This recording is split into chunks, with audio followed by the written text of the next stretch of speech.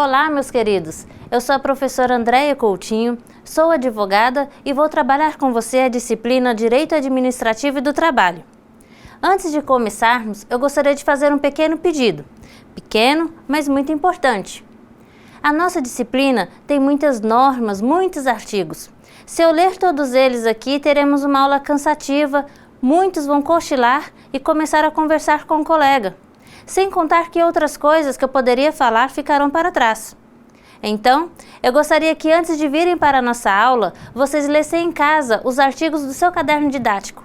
Além disso, é importante que leiam também durante a aula, como forma de acompanhar o raciocínio.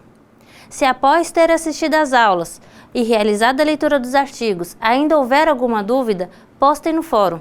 É muito importante que vocês não deixem de questionar. Tudo bem? Estamos combinados? Na primeira aula, vocês estudaram sobre os conceitos fundamentais do direito, entenderam o que é norma jurídica, estudaram as fontes do direito, não é? Leis, doutrina, jurisprudência, a diferença entre direito público e direito privado. Depois, passaram a estudar os modos de produção de acordo com o período de desenvolvimento da sociedade, compreender a importância dos fatores de produção.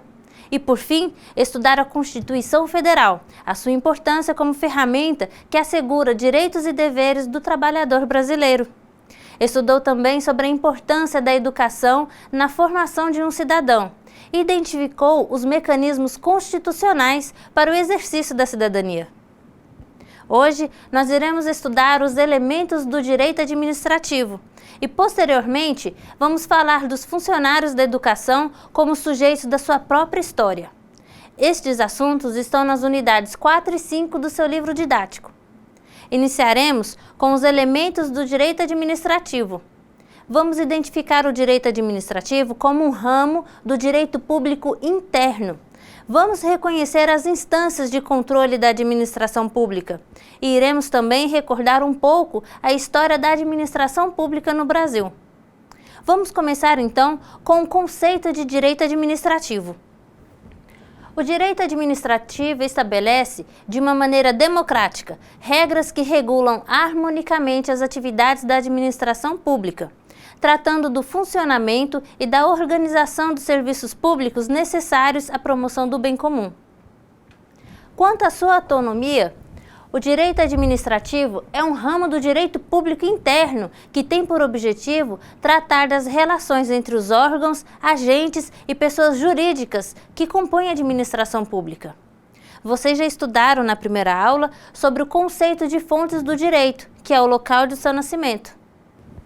A lei é a principal fonte do direito administrativo.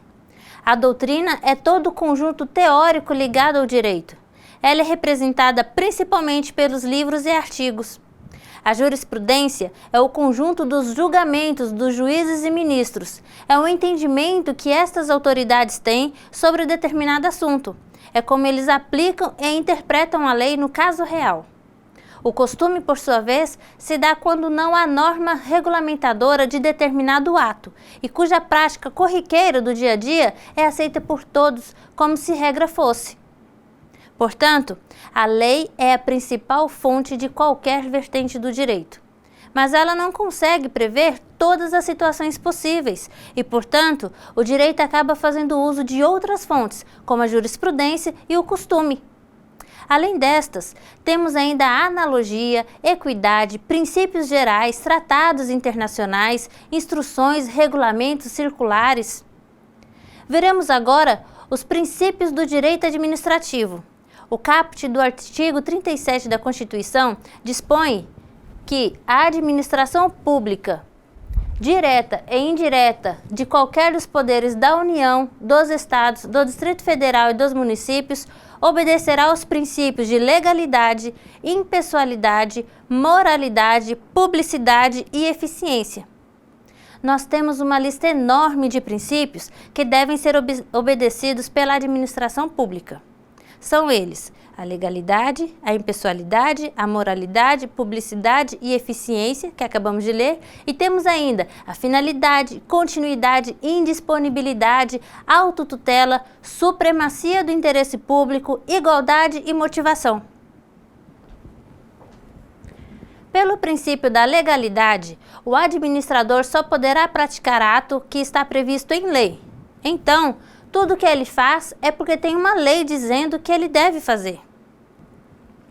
Uma simples comparação, porém muito esclarecedora, que vocês irão encontrar nos livros didáticos é a seguinte frase: o administrador de uma empresa privada poderá fazer tudo o que quiser e que a lei não proibir. O administrador público, porém, só poderá praticar aquilo que a lei permite. De acordo com o princípio da impessoalidade, os atos administrativos devem estar previstos em lei. Não se admite, portanto, uma livre decisão do agente público.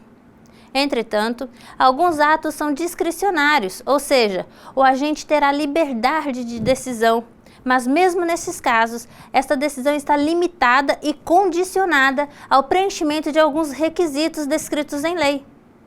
Em razão do princípio da moralidade, o agente público deve observar a lei, mas ele também deve guiar-se pela moral comum, distinguindo o bem e do mal, o honesto do desonesto, o justo daquilo que é injusto, por exemplo.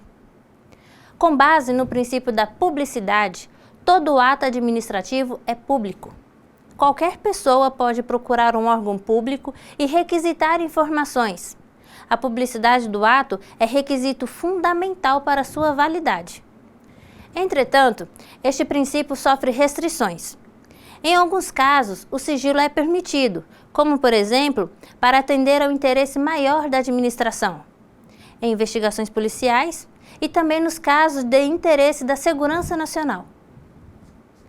De acordo com o princípio da eficiência, o agente público deve executar as suas funções com competência e qualidade, podendo sofrer penalidades caso haja de modo ineficiente e negligente. Em razão do princípio da finalidade, os atos da administração pública devem ter por fim o interesse público, sob pena de desvio de finalidade ou de poder. Pelo princípio da continuidade, os serviços públicos devem ser prestados de uma maneira contínua e intermitente, sem parar. Eles não podem ser paralisados. O princípio da indisponibilidade, por sua vez, determina que os bens públicos não devem ser vendidos sem que haja uma previsão legal. Do mesmo modo, para a concessão de um serviço público, como a limpeza urbana, por exemplo, é preciso que haja uma licitação. De acordo com o princípio da autotutela, os atos administrativos estão sempre sujeitos à revisão pela própria administração e, conforme o caso, poderá haver revogação ou anulação do mesmo. Para um princípio da supremacia do interesse público, o interesse público é sempre maior que o interesse do particular. Se houver confronto entre eles, prevalece o interesse público. Como, por exemplo, nós temos a desapropriação de uma área particular para a construção de uma escola, praça ou de um posto de saúde. O princípio da igualdade é decorrente do artigo 5º da Constituição Federal, segundo o qual todos são iguais perante a lei e, portanto, a administração pública deve tratar todos de maneira igual. O princípio da motivação faz com que o agente público justifique os seus atos para que os mesmos tenham validade. Ele deverá apresentar as causas e a norma legal que ele aplicou. Então, ele não poderá dizer, por exemplo, que asfaltou determinada rua porque ele quis. Ele terá que afirmar que a rua tal, do bairro tal, da cidade tal, foi asfaltada para atender à necessidade da população, para promover o desenvolvimento social daquela região e deve ainda indicar os preceitos legais. Ao estudarmos os princípios, falamos muito em administração pública e em agentes públicos. Mas o que é administração pública?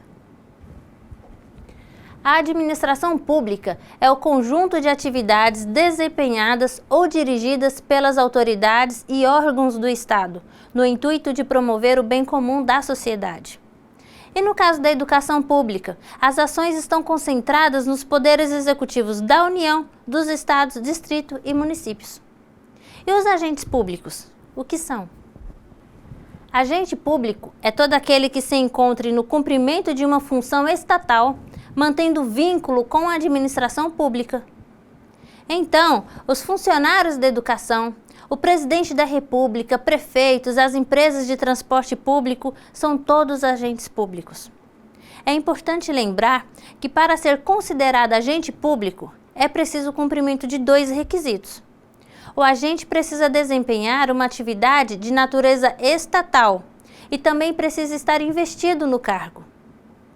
Os agentes públicos classificam-se em 4 categorias: agentes políticos, servidores públicos, agentes honoríficos e agentes delegados. Os agentes políticos são aqueles que compõem o governo nos primeiros escalões.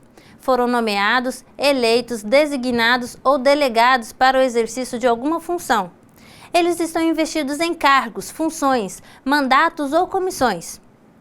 Os servidores públicos são aqueles que estabelecem vínculo profissional com o Estado, ficando sujeitos à hierarquia e ao seu regime jurídico. Os agentes honoríficos são os cidadãos convocados, designados ou nomeados para prestar transitoriamente determinados serviços para o Estado. Por exemplo, temos o jurado, aquele que se inscreve para participar do júri nos tribunais, e também o mesário, que trabalha nas eleições. Os agentes delegados são aqueles que atuam na esfera privada, prestando serviço público ou realizando uma obra pública em seu nome, mas obedecendo os preceitos legais e sob a fiscalização do órgão público. Como exemplo, temos os serventuários do cartório e os leiloeiros. Falaremos agora sobre o serviço público. O que é serviço público? Serviço público é toda atividade que o Estado assume, direta ou indiretamente, com o intuito de satisfazer as necessidades coletivas e promover o bem comum. Como exemplo, nós temos os Correios, o fornecimento de energia, a assistência médica e a educação. O serviço público deve seguir algumas regras, que são também as suas principais características. Generalidade: o serviço é oferecido a todos de modo igual, sem qualquer distinção. Uniformidade: o preço do serviço deve ser igual para todos. Continuidade: a prestação do serviço não pode sofrer uma paralisação, uma interrupção.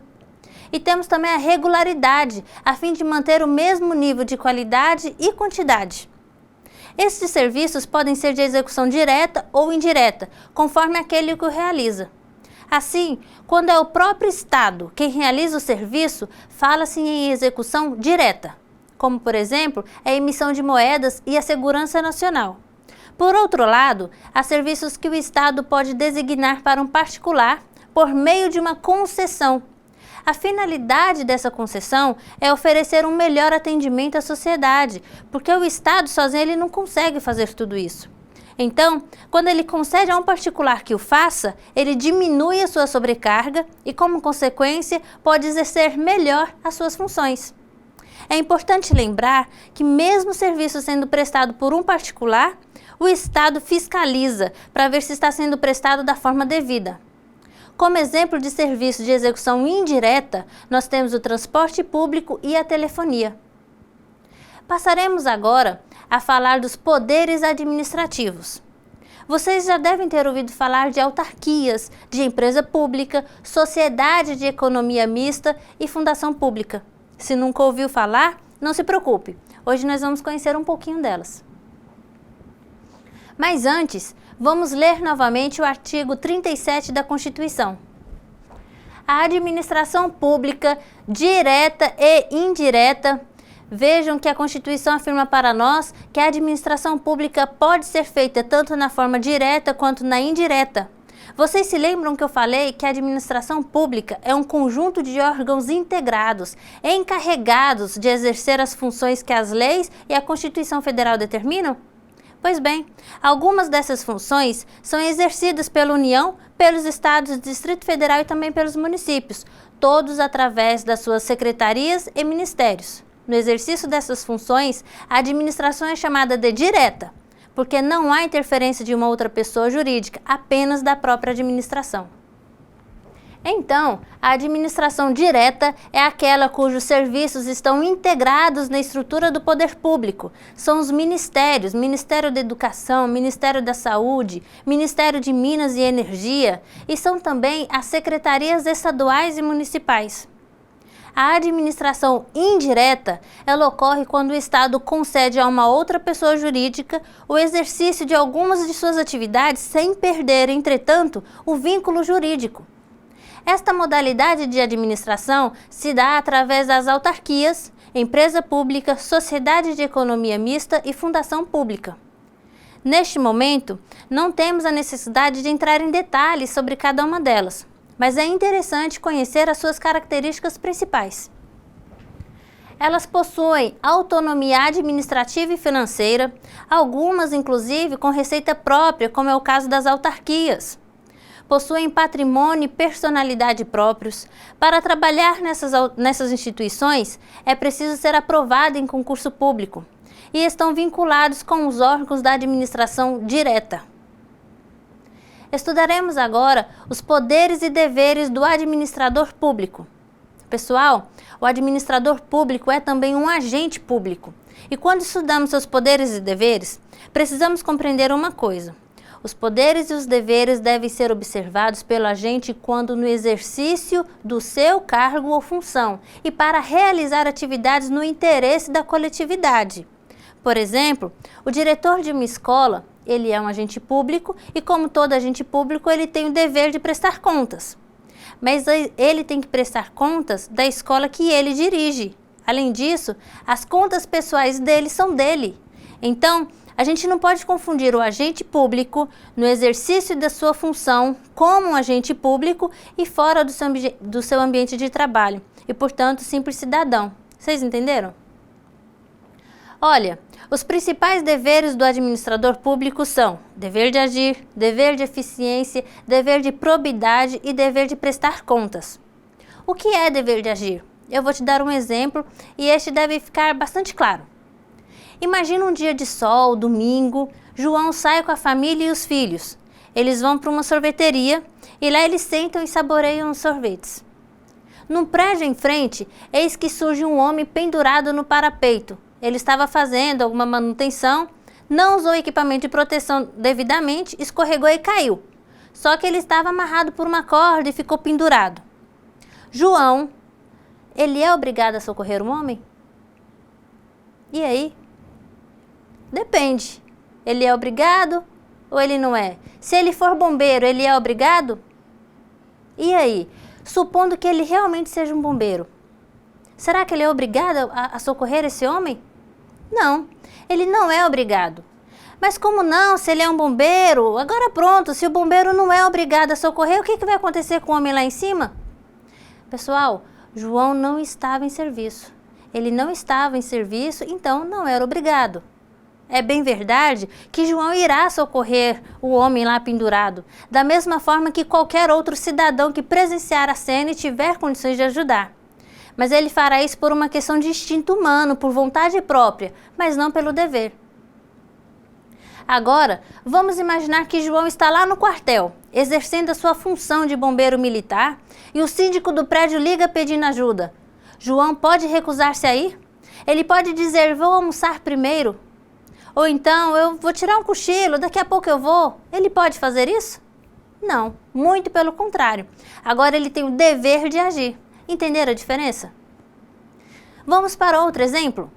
Vamos imaginar agora que no mês de dezembro, João mudou de uma cidade e procurou a secretaria da escola da filha dele solicitando a transferência. A secretária anotou o nome no caderno e informou para o João, volta daqui 2 dias. Passados 2 dias, João voltou procurar o documento, mas ele não estava pronto. Ele volta mais algumas vezes e nada. Deu janeiro, fevereiro e o documento não ficou pronto. E agora? Será que a secretária da escola está faltando com algum dever? Que dever seria esse? O de agir? Também. Só que tem outro. Além do dever de agir, tem o dever de eficiência, que é o dever de agir de forma rápida e satisfatória. Então, não basta agir, tem que ter resultado, e este resultado tem que satisfazer a comunidade.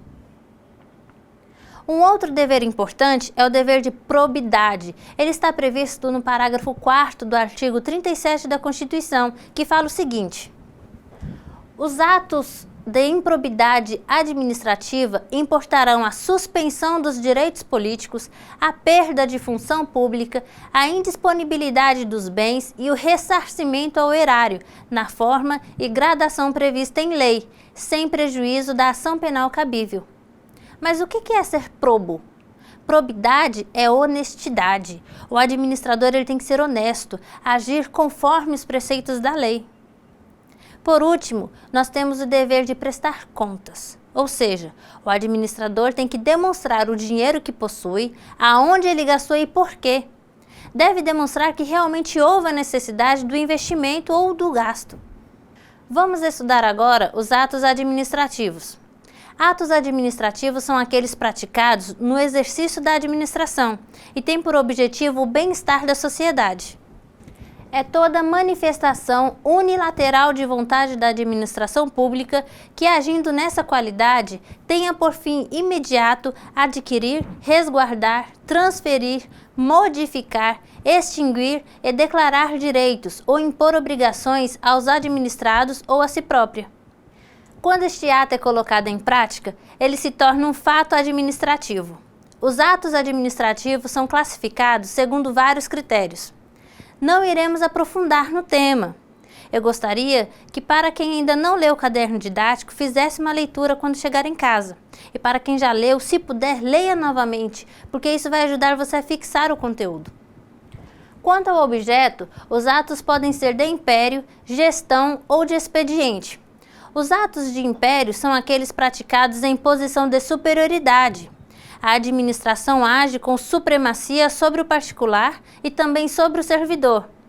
Como exemplo, nós temos a desapropriação e o despacho para interdição de atividade. Os atos de gestão são praticados em posição de igualdade com o particular. Por exemplo, a locação de imóvel e a alienação de bens públicos. Por fim, os atos de expediente são os atos de rotina interna que dão andamento ao processo administrativo. Por exemplo, preparação de diplomas na secretaria. Uma outra classificação dos atos se dá baseando-se na regra, ou seja, na lei. Então, se as ações do administrador ficam restritas aos requisitos estabelecidos em lei, o ato é vinculado.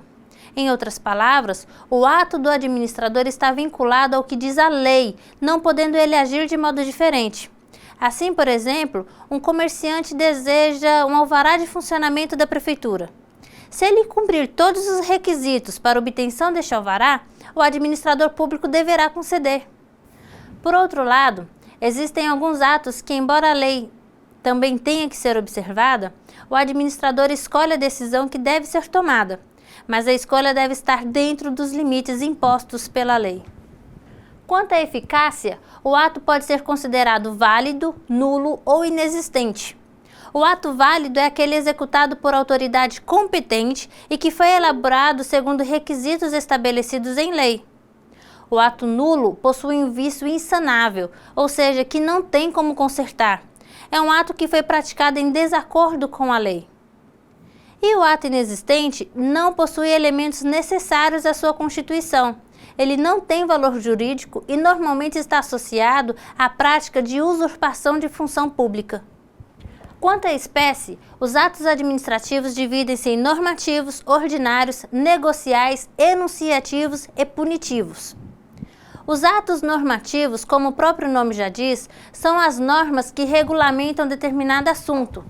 Eles contêm um comando. Como, por exemplo, temos os decretos, os regulamentos, os regimentos e as resoluções.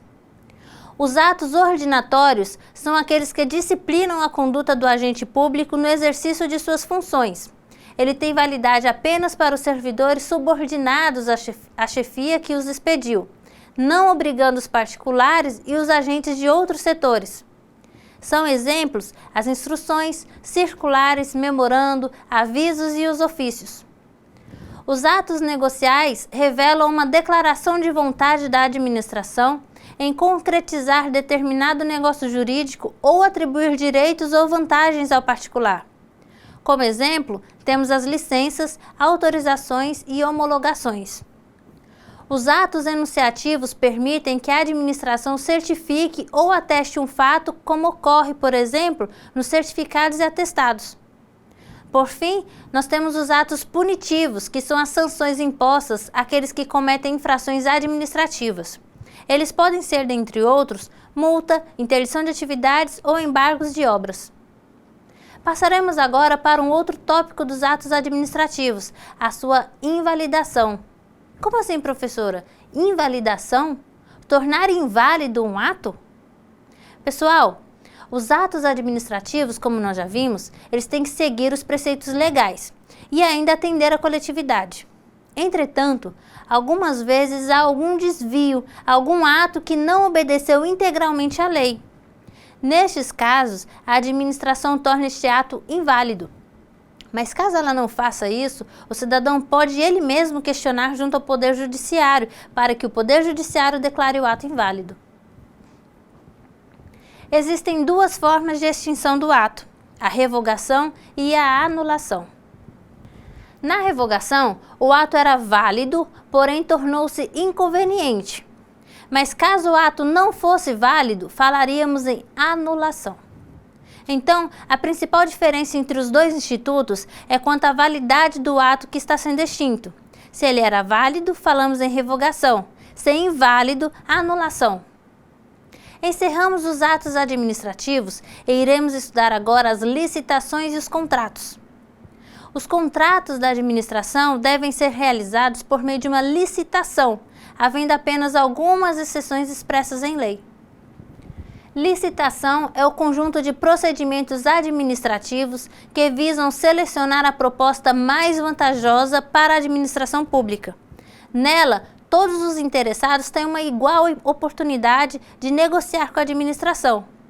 O contrato é um ajuste que a administração pública firma com o particular ou outro ente público na busca do interesse coletivo. Ele é uma espécie de lei entre as partes, porque as normas estabelecidas devem ser cumpridas por ambos. Para ter validade, o contrato precisa observar 3 requisitos. As partes devem ser civilmente capazes, o objeto do contrato deve ser lícito, deve ser legal e a forma deve ser juridicamente legal também. As principais características do contrato administrativo são consensual, formal, oneroso comutativo e intuito personae. Ele é consensual porque se trata de um acordo entre as partes, não há uma imposição sobre o particular. Ele é formal porque deve ser escrito e esta escrita deve ser juridicamente legal. Oneroso porque envolve dinheiro, ele não é gratuito. Comutativo porque as duas partes envolvidas no contrato terão obrigações recíprocas. Uma na prestação do serviço ou entrega de bens e a outra no pagamento do débito. Ele é intuito personae porque somente aquela pessoa que foi contratada pela administração é quem poderá executar o serviço. Como, por exemplo, nós temos o contrato de obra pública para a construção ou reforma de uma escola, o contrato do serviço, o fornecimento, gestão e concessão. Até o momento, falamos muito de servidores públicos, de agentes públicos, mas quem são eles? O que diz a Constituição Federal sobre eles? Primeiramente, vamos ver o conceito. Os servidores públicos são indivíduos que mantêm relação de trabalho com a administração pública. Eles constituem uma espécie de agente público. Já os agentes públicos são indivíduos incumbidos de uma função estatal, transitória ou definitiva, remunerada ou não. Os servidores públicos podem ser classificados em 3 categorias: estatutários, quando ocupam cargos; empregados públicos, quando possuem empregos, sendo regidos pela CLT; e servidores temporários, quando possuem alguma função a respeito de um serviço eventual ou temporário. Os artigos 37 ao 41 da Constituição tratam dos servidores públicos. Nós iremos tratar dos mais importantes. Entretanto, caso tenham interesse, vocês podem fazer uma leitura desses artigos posteriormente. Olha o que diz o artigo 37. Os cargos, empregos e funções públicas são acessíveis aos brasileiros que preenchem os requisitos estabelecidos em lei, assim como aos estrangeiros, na forma da lei. A investidura em cargo ou emprego público depende de aprovação prévia em concurso público de provas ou de provas e títulos, de acordo com a natureza e a complexidade do cargo ou emprego, na forma prevista em lei, ressalvadas as nomeações para cargo em comissão declarada em lei de livre nomeação e exoneração. O prazo de validade do concurso público será de até 2 anos, prorrogável uma vez por igual período. A lei reservará percentual dos cargos e empregos públicos para as pessoas portadoras de deficiência e definirá os critérios de sua admissão. Então, para o indivíduo ingressar em cargo ou emprego público, ele precisa ser aprovado em concurso público dentro do número de vagas. Além disso, os cargos, empregos e funções são acessíveis a todos os brasileiros, desde que preencham os requisitos estabelecidos em lei. Da mesma forma, os estrangeiros também têm acesso à função administrativa, desde que na forma da lei. Incluem-se ainda os portadores de necessidades especiais, a quem a lei reservará um percentual para os cargos e os empregos. Continuando no artigo 37. É garantido ao servidor público civil o direito à livre associação sindical. O subsídio e os vencimentos dos ocupantes de cargos e empregos públicos são irredutíveis. Os servidores têm direito de sindicalizarem-se e também de fazerem greve, mas apenas os servidores civis. Os militares não podem fazer greve. O sistema remuneratório dos servidores é formado pelo subsídio, vencimento e remuneração. O subsídio é uma espécie de remuneração que proíbe o acréscimo de qualquer gratificação. O vencimento é a retribuição pelo exercício do cargo público. E a remuneração é a soma do vencimento e das vantagens pecuniárias. Importante ressaltar que os vencimentos e os subsídios não podem ter seus valores reduzidos. Sobre a fixação dos vencimentos do sistema remuneratório, o artigo 39, em seu parágrafo 1º, afirma: a fixação dos padrões de vencimento e dos demais componentes do sistema remuneratório observará a natureza, o grau de responsabilidade e a complexidade dos cargos componentes de cada carreira, os requisitos para investidura, as peculiaridades dos cargos. Uma outra característica importante em relação aos servidores públicos e que está prevista na Constituição, mais precisamente no artigo 37, incisos 16 e 17, é a proibição do servidor em acumular 2 ou mais cargos, funções ou empregos. As exceções são a de ocupante de 2 cargos de professor, ocupante de cargo de professor com outro técnico ou científico e a de ocupante de 2 cargos privativos de médico ou profissional da saúde. Vamos ler o dispositivo? É vedada a acumulação remunerada de cargos públicos, exceto quando houver compatibilidade de horários, observado em qualquer caso o disposto no inciso 11. A de 2 cargos de professor, a de 1 cargo de professor com outro técnico ou científico, a de 2 cargos ou empregos privativos de profissionais da saúde, com profissões regulamentadas. Muito importante saber, e tenho certeza que vocês já ouviram falar, diz respeito à efetividade e estabilidade do servidor público. Segundo o artigo 41 da Constituição, são estáveis, após 3 anos de efetivo exercício, os servidores nomeados para cargo de provimento efetivo em virtude de concurso público. Sobre os direitos sociais dos servidores ocupantes de cargo público, alguns incisos do artigo 7º da Constituição merecem destaque. São os incisos 4, 7 ao 9, 12 e 13, 15 ao 20, 22 e o 30. Eu não vou ler todos eles aqui. Fica como tarefa para vocês. Vocês verão um breve resumo. São direitos dos trabalhadores urbanos e rurais, além de outros que visem a melhoria da sua condição social: salário mínimo, 13º salário, salário família, repouso semanal remunerado, gozo de férias anuais remuneradas, licença gestante, licença paternidade, proteção do mercado de trabalho da mulher, mediante incentivos específicos nos termos da lei, redução dos riscos inerentes ao trabalho e proibição da diferença de salários, de exercício de funções e de critério de admissão por motivo de sexo, idade, cor ou estado civil. O artigo 37, em seus parágrafos 4º, 5º e 6º, tratam da responsabilidade dos servidores públicos. O servidor que agir com improbidade, em desacordo com o previsto na lei, sofrerá penalidades administrativas, podendo perder a sua função pública e seus direitos políticos. Deverá ainda devolver aos cofres públicos possíveis prejuízos financeiros. Além de responder na esfera civil, administrativamente, o servidor responderá também na esfera criminal. Antes de encerrarmos o nosso tópico do direito administrativo, eu quero falar para vocês de uma forma bastante resumida a história da administração pública no Brasil. Em 1530, na época do Brasil Colônia, foi quando Portugal iniciou aqui a administração pública. Em 1549, nós tivemos o primeiro governador-geral, Tomé de Souza. Ele fixou e exerceu ações da colonização, que era fundar vilas, combater os franceses que para cá também vieram, procurar ouro e implantar a cana-de-açúcar. O povo brasileiro nasceu subordinado ao Estado, cuja origem é inclusive portuguesa. Entre 1549 até 1822, nós temos uma estrutura administrativa autoritária.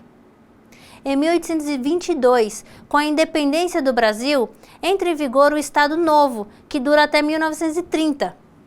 No Estado Novo, a administração pública era de baixa complexidade, sob a forma patrimonialista, onde o Estado existe como uma extensão do poder dos governantes. O interesse público se misturava com o interesse do particular. Havia um nítido nepotismo e corrupção.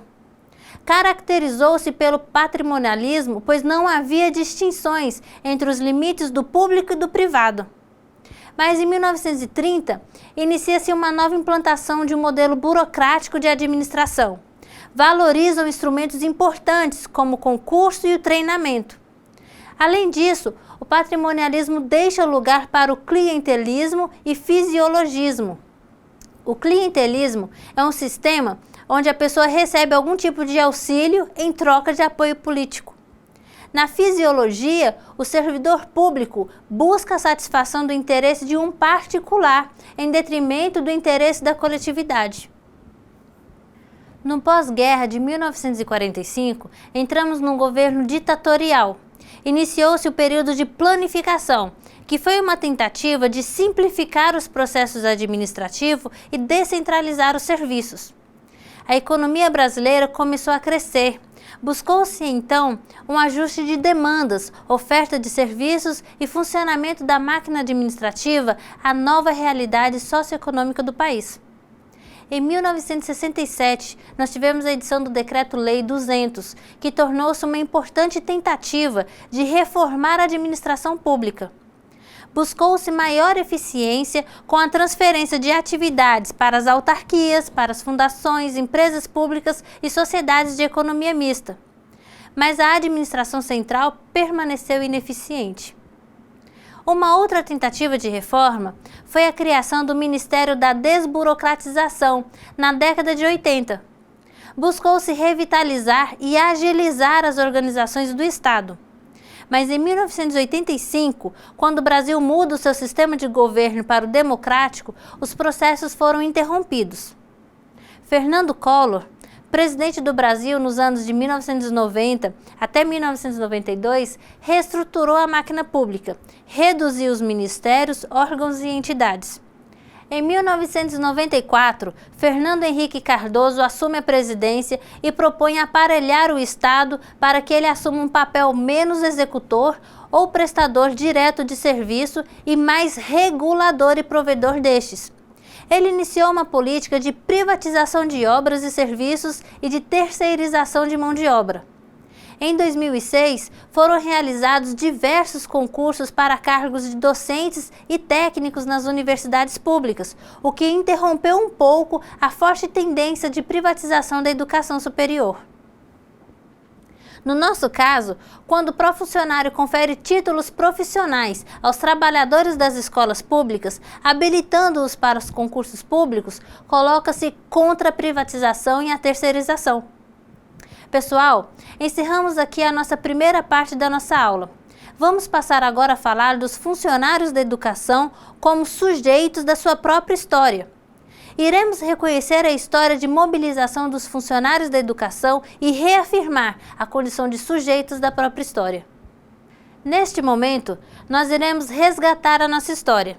Vamos pegar ela e colocar à nossa frente e dizer: esta é minha história. Mas antes, faça a seguinte pergunta: qual tem sido a sua participação, a sua contribuição com a história dos funcionários da educação e também da própria educação? Aqui no Brasil, a educação no sentido formal se deu a partir de 1549 com a vinda dos jesuítas. Eu falo educação formal porque já havia aqui o ensino, a transmissão da cultura. Mas como fomos um país colonizado, tivemos forte influência dos nossos colonizadores portugueses. Juntos com os jesuítas, que atuavam como professores, havia também os coadjutores, que eram considerados auxiliares. Eles trabalhavam como pedreiros, pintores, carpinteiros, ferreiros, cozinheiros, administradores. Haviam também os responsáveis pela sustentação econômica das escolas. Enfim, eles exerciam um importante papel na educação. Com a expulsão dos jesuítas em 1759, as aulas passaram a ser ministradas sob a forma de aulas régias. Os professores assalariados eram auxiliados por um escravo doméstico. Este escravo cuidava da limpeza das salas e também executava outras tarefas de apoio. Os irmãos coadjutores e os escravos exerciam uma importante função no processo de ensino, mas eles não tinham essa noção. Assim como ocorre hoje, onde muitos funcionários não reconhecem neles quanta falta eles fariam dentro da escola. Cada um tem o seu papel e nenhum deles é mais importante que o outro.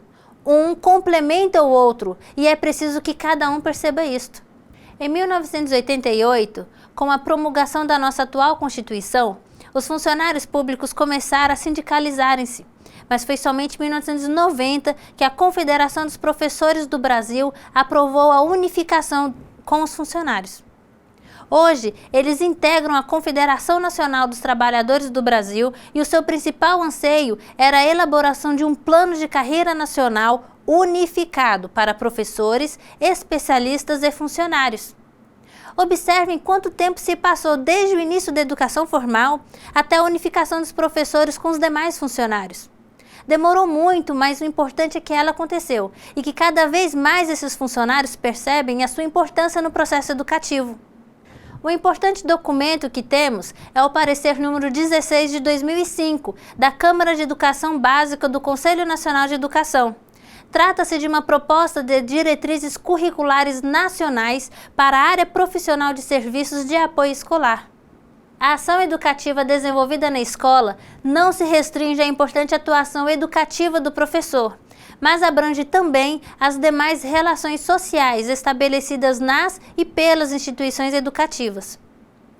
A criação de uma nova área técnica de profissionalização servirá não só para a aquisição das competências necessárias para o bom desenvolvimento das atividades educacionais, mas será também um instrumento importante para a construção da identidade social desses funcionários e para sua valorização profissional. Ele está na íntegra no seu caderno didático. Faça uma leitura e compreenda melhor a sua importância no processo educativo. Meus amigos, encerramos aqui a nossa disciplina. Espero de coração que vocês tenham gostado. Conto com vocês no fórum. Se tiver ficado alguma dúvida, postem lá a dúvida de vocês. Eu terei enorme prazer em responder. Um abraço a todos.